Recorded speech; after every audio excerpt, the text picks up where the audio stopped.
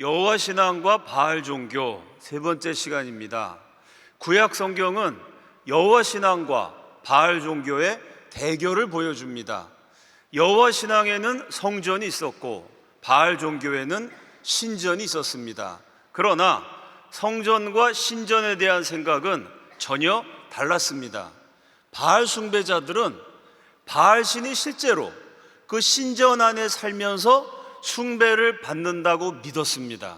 그래서 웅장하고 화려하게 신전을 짓고 정성스럽게 조각한 신상을 세운 다음에 거기에 절을 했습니다.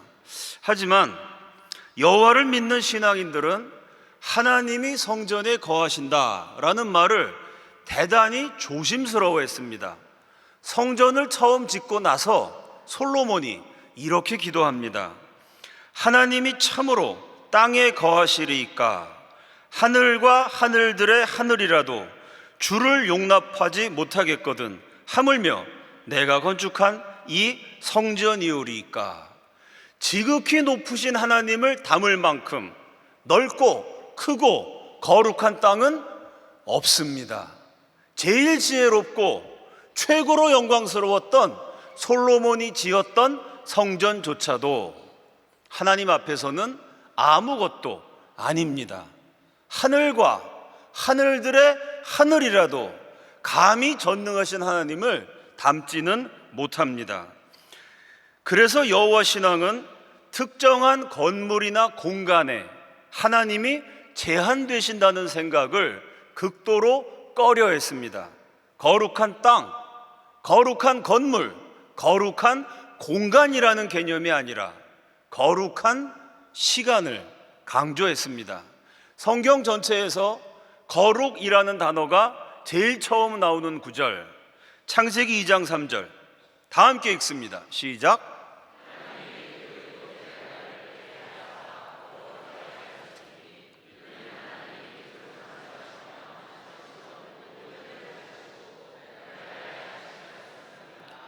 성경이 처음으로 거룩이라고 말한 대상은 7번째 날입니다. 하나님이 6일 동안 천지를 창조하시고 7일째 안식하신 날입니다. 하나님이 이 날을 복되게 여기시고 거룩하다고 말씀하셨습니다. 안식일은 공간이 아니라 시간입니다. 그래서 바알 종교는 신전을 우상화하는 공간의 종교요, 여호와 신앙은 때와 날과 기회를 거룩하게 여기는 시간의 신앙입니다. 첫째로, 공간의 종교는 차별을 낳고 시간의 신앙은 평등을 추구합니다. 성스러운 땅이 있다면 당연히 성스럽지 못한 땅도 생겨납니다. 한 장소가 거룩하다면 당연히 그에 따라서 거룩하지 못한 장소도 있게 됩니다. 그래서 거룩함이 공간에 있다고 믿으면 거룩한 곳과 거룩하지 않은 곳, 성스러운 곳과 성스러워하지 않은 곳, 차별을 낳게 됩니다. 바알 신전이 거룩한 곳이라면 시장 바닥은 세속적인 곳이 됩니다. 거룩한 곳에 사는 사람은 높고 고귀한 신분이 되고 세속적인 곳에 거하는 사람은 낮고 비천한 신분이 됩니다. 오늘날에도 공간에 의한 차별은 계속되고 있습니다. 땅값이 얼마이고 아파트가 몇 평이고 학군이 얼마나 좋은지에 따라서 현대판 신분이 나누어집니다. 서울에 사느냐 지방에 사느냐, 서울이면 강남인가 강북인가, 아이들이 다니는 학원은 어느 정도 수준인가, 그 동네에 있는 고등학교에 서울대학교, 명문대학교에 몇 사람이나 입학하는가, 사람들이 이거에 몰두해서 서로 비교하고 차별합니다. 한번 생각해 봅시다. 땅값이 최고로 비싸고 학군이 제일 좋은 지역에 거주하는 사람들, 그들에게는 하루가 48시간일까요? 반대로 땅값이 제일 싸고 학군도 제일 안 좋은 동네에 사는 주민들, 그들에게는 하루가 12시간일까요? 그렇지 않습니다. 땅값은 10배도 차이가 나고 100배도 차이가 납니다. 그런데 공간이라는 것은 이렇게 차이가 나는데 시간은, 하루는 모든 사람에게 공평하게 24시간입니다. 부자라고 늘어나지 않고 가난한 자라고 줄어들지 않습니다. 배운 자나 못 배운 자나, 있는 자나 없는 자나, 가진 자나 못 가진 자나, 건강한 자나 아픈 자나 상관없이 모두에게 똑같이 하루는 24시간입니다. 그래서 공간의 종교가 차별이라면 시간의 종교는 평등입니다. 시간을 창조하신 하나님은 모든 사람에게 평등하게 하루에 24시간씩을 주셨습니다. 조선의 소설 홍길동전에 나오는 유명한 문장입니다. 길동은 아버지를 아버지라 부르지 못하고 형을 형이라 부르지 못하니 자신이 천하게 난 것을 스스로 가슴 깊이 한탄하였다. 홍길동의 아버지는 양반이었지만 어머니는 하녀였습니다. 하녀가 낳은 천한 소생이 감히 양반인 아버지를 아버지라고 부를 수 없었지요. 이것이 신분에 따라서 사람을 차별했던 조선의 비극입니다. 그런데 이런 비슷한 비극이 지금도 계속해서 일어납니다. 아버지를 아버지라 부르지 못하고 어머니를 어머니라고 하면 안 된답니다. 아들을 아들이라 부르지 못하고 딸을 딸이라고 부르면 불법이라고 합니다. 가난했던 조선에서 일어났던 일이 부유한 미국에서도 버젓이 일어납니다. 이런 못된 짓을 하는 운동을 워크라고 합니다. 워크는 깨어있다라는 뜻이죠. 무엇에 대해서 깨어있느냐 하면 동성애에 대해서 깨어있습니다. 남자가 여자가 되고 여자가 남자가 되는 트랜스젠더에 대해서 깨어있습니다. 워크 운동가들은 가정에 아버지와 어머니가 있다라고 말하면 그것이 차별이라고 비판합니다. 왜냐하면 남자하고 여자가 결혼해야 아버지 어머니가 되는 거죠. 그런데 남자와 남자가 결혼하면 아버지도 되는 거고 여자와 여자가 결혼하면 어머니도 되는데 왜 꼭 아버지 어머니여야 하냐? 잘못됐다는 얘기입니다. 그래서 요즘은 세계 많은 나라들에서요 아예 아빠 엄마라는 말 대신 부모 1, 부모 2, 무슨 은행에서 대기표 숫자 받는 것처럼 세상의 부모를 숫자로 표기합니다. 여러분 가운데 아들을 낳으신 어머니들, 그 아들을 딱 보면서 네가 남자냐 여자냐 질문하신 엄마들 계십니까? 딸을 낳으신 아빠들, 그 딸아이를 놓고 기도하면서 하나님, 우리 딸이 남자가 되어야 할까요? 여자가 되어야 할까요? 가르쳐 주시옵소서. 기도하신 분 계십니까? 남자를 낳았으니까 아들이 되는 거고 여자를 낳았으니까 딸이 되는 겁니다. 그게 당연한 얘기인데 학교에서는 정반대로 가르칩니다. 교사가 아이들에게요, 너는 남자도 될 수 있고 여자도 될 수 있고 하루에 몇 번씩 남자였다가 여자였다가 왔다 갔다 할 수도 있다라고 교육을 합니다. 유치원 때부터 집요하게 남자도 되고 여자도 되고 성별은 마음껏 바꿀 수 있는 것이고 동성애도 괜찮다. 지독하고 집요하게 세뇌를 시킵니다. 잘못된 교육을 받은 자녀들이 마음대로 성별을 바꿉니다. 씩씩하게 아들을 길렀는데 어느 날 갑자기 부모 앞에 딸이 되어서 나타납니다. 예쁘게 딸을 길렀는데 갑자기 결심을 하고 아들로 바뀌어져 버립니다. 세계적인 기업가이자 모험가인 일론 머스크가 실제로 이런 일을 겪었습니다. 그의 장남, 큰아들이 성전환 수술을 받고 여자가 됐습니다. 아들이 여자가 되면 이걸 아들이라고 불러야 됩니까? 딸이라고 불러야 됩니까? 이런 기막힌 일을 겪은 일론 머스크가 이렇게 고백했습니다. 이것은 믿을 수 없을 정도로 사악하며 워크 운동을 하는 사람들은 감옥에 가야 한다. 여기서 아멘을 하셔야 됩니다. 물론 감옥 보내라는 말이 좀 심하긴 하지만 뭐 그런 일을 겪은 부모라면 얼마든지 저렇게 생각할 것 같습니다. 정체성 위기를 겪은 청소년을 성전환시키는 것은 사회의 악이다. 내 아들은 워크 바이러스에 의해 살해되었다. 여러분, 이 말을 그대로 인용하면요, 동성애 운동가, 성혁명가들이 얼마나 막강한가. 세계 최고의 재벌, 거기다가 혁신가입니다. 자동차는 당연히 기름을 넣어야 다니는 건데 이 사람이 뭐라 그랬냐면 자동차도 휴대폰처럼 배터리를 충전해서 전기로 굴러다닐 수 있다. 이런 황당한 소리를 해갖고 전 세계가 웃었는데 진짜 전기차 시대가 왔습니다. 전기차뿐만 아니라 수많은 영역에서 시대를 앞서갔던 혁신가이자 세계 최고의 부자 일론 머스크의 아들이 성혁명가들에 의해서 살해당하는, 참 이런 세상을 저와 여러분이 살아가고 있습니다. 기가 막힌 일을 겪으면서 일론 머스크가 워크 운동과 싸우게 됐습니다. 그래서 결국은 이 워크 운동에 반대했던 공화당 트럼프 대통령 당선의 1등 공신이 되었습니다. 미국의 워크 운동이 한국의 차별금지법입니다. 차별금지법은 동성애와 트랜스젠더를 무조건 미워합니다.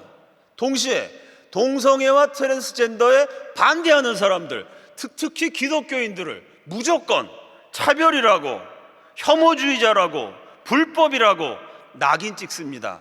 사실상 차별을 금지한다는 좋은 말, 평등이라는 가면을 쓴 지독한 독재이고 무서운 차별입니다. 사랑하는 여러분, 하나님 말씀을 부인하고 동성애를 찬양하는 자들이 만들어가는 세상, 지독한 독재와 가정의 파괴와 인간성의 상실입니다. 진정한 평등은 오직 하나님의 말씀 안에서만 이루어지는 줄로 믿습니다. 성경을 열심히 읽고 배우고 말씀대로 실천하다 보면 하나님이 은혜를 주십니다. 그렇게 하나님의 은혜를 받아서 모든 사람들을 사랑하게 될 때 비로소 진정한 평등이 이루어집니다.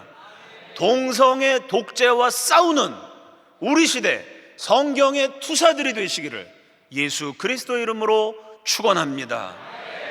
둘째로, 공간의 종교는 신앙과 일상을 분리하고 시간의 신앙은 신앙과 일상을 연결합니다. 공간이 거룩하다면 그 공간에 들어가서 하는 일도 거룩해집니다. 반대로 그 거룩한 일을 하는 거룩한 공간 밖에서 일어나는 일은 거룩하지 못하게 됩니다. 바알의 신전이 거룩하다면 그 신전에서 행해지는 종교생활, 기도하고 헌금하고 바알 신상에게 절하는 일은 거룩하다고 평가받게 됩니다. 하지만 그 신전 밖에서 하는 일, 일상생활, 직장생활, 가정생활, 인간관계는 종교생활이 아니니까 거룩하지 않은 영역이 되어버립니다. 그래서 바알 스타일은요, 주일을 거룩하게, 교회 생활을 신성하게, 그러나 일상생활은, 직장생활은, 가정생활은 아무렇게나 해도 됩니다. 공간이 아니라 시간이라는 관점에서 생각해 봅시다. 교회에서 예배드리고 기도하는 시간은 거룩하니까 하루가 36시간으로 늘어나고, 교회 밖에서 사람 만나고 일하는 시간은 거룩하지 않으니까 하루가 12시간으로 쪼그라들까요? 그렇지 않습니다. 교회 안에서나 밖에서나 하나님이 정하신 시간은 똑같이 하루 24시간입니다. 하나님이 주신 시간이 신성하다면 교회 안에서 보내는 시간도 신성하고 교회 밖에 있는 시간도 마찬가지로 신성합니다. 참된 신앙인은 교회 안에서 거룩하게 예배하고 찬양하고 기도하는 동시에 교회 밖에서도 역시 거룩하게 하루하루 하나님 앞에서 살아가야 합니다.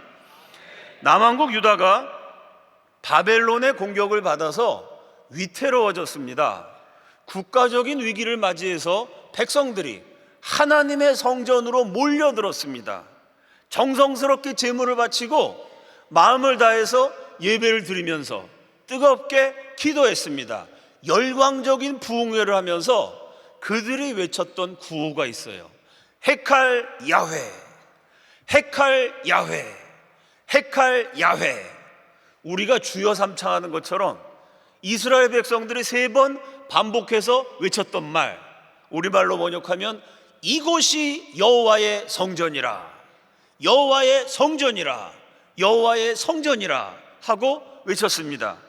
이처럼 바로 이곳이 신성한 공간이고 거룩한 성전이기 때문에 바벨론이 절대로 점령하지 못할 거라는 고백이자 외침입니다.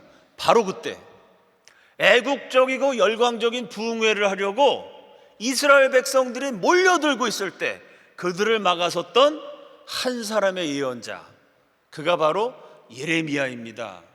그가 외쳤던 메시지, 예레미야 7장 4절입니다. 너희는 이것이 여호와의 성전이라, 여호와의 성전이라, 여호와의 성전이라 하는 거짓말을 믿지 말라. 이스라엘 백성들이 예배드리고 열광적인 구호를 외쳤던 장소는 성전이었습니다. 예레미야가 예배를 드리기 위해서, 애국 부흥에 참석하기 위해서 밀려드는 백성들을 막아서서 설교했던 장소도 성전이었습니다. 그래서 신학자들은 예레미야서 7장을 가리켜서 선지자 예레미야의 성전 설교라고 부릅니다. 성전에서 성전에 모여든 백성들에게 성전 설교를 했는데 그 내용은 성전이 아니라는 말입니다. 이곳이 성전이라는 거짓말을 믿지 말라. 분명히 성전인데 왜 선지자는 성전이 아니라고 말했을까요? 백성들의 삶이 성전스럽지 못하고 성스럽지 못했기 때문입니다. 성전에서는 거룩한데 성전 밖에 직장생활, 가정생활, 인간관계의 현장에서는요 거룩하지 못했습니다. 성전이 성전이 되기 위한 조건은 백성들의 삶, 성전 밖에서의 일상이 성스러워져야 합니다. 성전이 성전이 되기 위한 조건, 예레미야서 7장 5절과 6절 다 함께 읽습니다. 시작.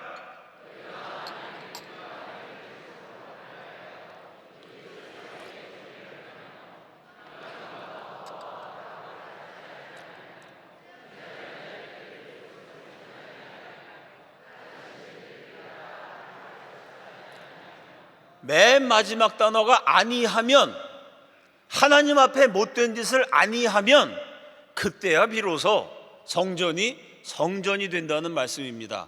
성전이 참으로 성전이기 위해서는요 정의를 행하고 사랑을 베풀어야 합니다. 걸어가는 길이 올바르고 정직해야 합니다. 살아가는 삶에 사랑이 깃들어야 합니다. 겉과 속을 최대한 일치시키고 사람들 앞에서 연기하듯이 거짓말, 거짓된 행실 버리고 가난하고 힘겨운 사람들에게 나누어 주어야 합니다. 하나님이 내게 주신 시간을 정의와 사랑으로 채울 때 우리가 머무는 공간이 비로소 성스러운 장소가 되고 축복의 자리가 될 수 있습니다. 예레미야서 7장 7절입니다. 내가 너희를 이곳에 살게 하리니 곧 너희 조상에게 영원 무궁토록 준 땅이니라. 하나님 앞에서 바르게 살 때, 정의를 실천하고 사랑을 베풀 때 하나님이 주신 약속의 땅에서 축복을 누리면서 영원히 살게 하신다고 약속하셨습니다. 사랑하는 여러분, 주일 성수를 하려면 먼저 평일부터 성수하셔야 합니다. 평일에 가정과 직장과 인간관계의 현장에서 하루 24시간을 거룩하게 지켜낼 때 주일에 드리는 예배가 비로소 참된 예배가 됩니다. 금난교회가 진정한 하나님의 성전이 되려면 교회 안에서만이 아니라 교회 밖에서도 정직하게 살고 사랑하면서 살아야 합니다. 주일에 교회에서만이 아니라 평일에 세상에서도 빛나는 금난의 성도들이 되시기를 우리 주님의 이름으로 축원합니다. 셋째로, 시간의 신앙은 시간을 구원하라고 명령합니다. 에베소서 5장 15절과 16절 다 함께 읽습니다. 시작.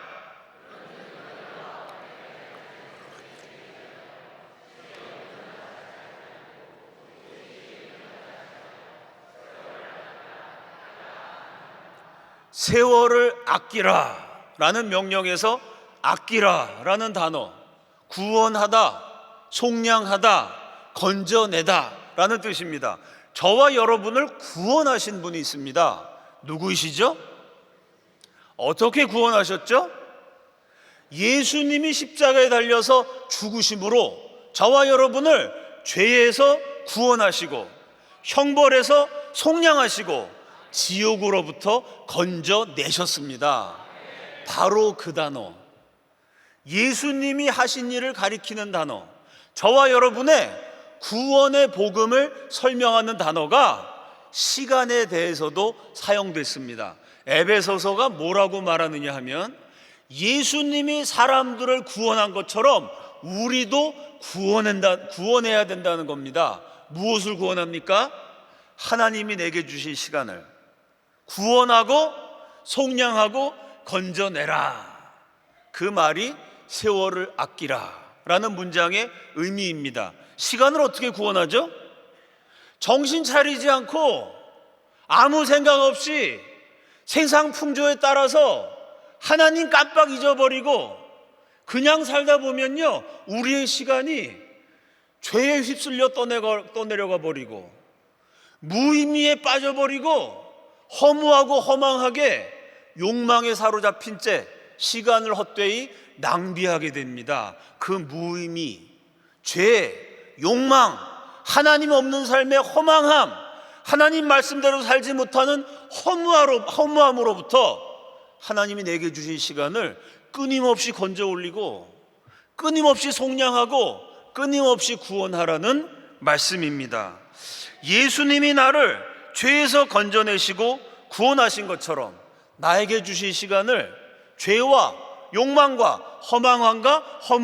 허무함과 무의미함에서 건져 올려서 구원하라는 명령입니다. 다 함께 따라합시다. 하루를 성실하게. 하나님이 내게 주신 이 하루 24시간을 게으르지 말고 요령 부리지 말고 잔머리 굴리지 말고 땀 흘리면서 성실하게 열심히 일해서 하루하루를 채워가야 합니다. 또 한번 따라합시다. 오늘을 충만하게. 하루하루, 시간, 순간순간을 충실하게 살아내야 하는데 그것이 결코 쉽지 않습니다. 우리는 너무나 쉽게 죄에 끌려가고 세상에 의해서 유혹당합니다. 하나님이 우리에게 주신 이 시간을 구원하려면 하나님이 도와주셔야 하고 오직 성령으로 충만해야 할 줄로 믿습니다. 마지막으로 따라하겠습니다. 인생을 아름답게. 성경에 하나님 보시기에 아름답다라는 표현이 있습니다. 참 기가 막힌 말씀입니다. 사람 보기에, 세상에 비추기에, 세상에 보이기에가 아니고 하나님 보시기에 아름다운 인생, 그것이 저와 여러분의 기준이고 목표입니다. 하루를 성실하게, 오늘을 성령 충만하게 살아갈 때 그 시간들이 차곡차곡 쌓여서 마침내 하나님 보시기에 아름다운 인생이 될 줄로 믿습니다. 국민 드라마라고 불린 전원일기는 무려 22년 동안 1088회나 방영되었습니다. 최장수 기록을 세운 이 전설적인 드라마에서 양촌리 김 회장, 최보람 씨의 아내 역할은 김혜자 배우가 맡았고, 일용 엄니 역할을 김수미 배우가 맡았습니다. 두 분이 참 뛰어난 연기를 펼쳤습니다. 이 김혜자 씨는 독실한 기독교인으로 굶주리는 아프리카의 아이들을 위해서 오랫동안 헌신했습니다. 전도 왕으로도 유명하고 감동적인 사연을 많이 남기신 분입니다. 그 중에 하나, 전원일기에서 같이 연기했던 김수미 씨의 남편이 사업을 하다가 쫄딱 망해서 그만 김수미 씨가, 그 가족이 빚더미에 앉게 됐습니다. 이 사실을 알게 된 김혜자 씨가 조용히 찾아가서 저금 통장을 건넸답니다. 그러면서 얘기를 했어요. 이거 내 전재산이야. 와, 내 전재산이던 통장을 세상에 아무리 어려운 사람 돕는다 그래도, 아니 전재산을 나눠줄 수 있겠습니까? 믿기지 않는 얘기죠. 나는 돈 쓸 일이 없어. 다음 달에 아프리카 가려고 했는데 가만 보니 아프리카가 여기 있네. 이 돈 다 찾아서 해결해.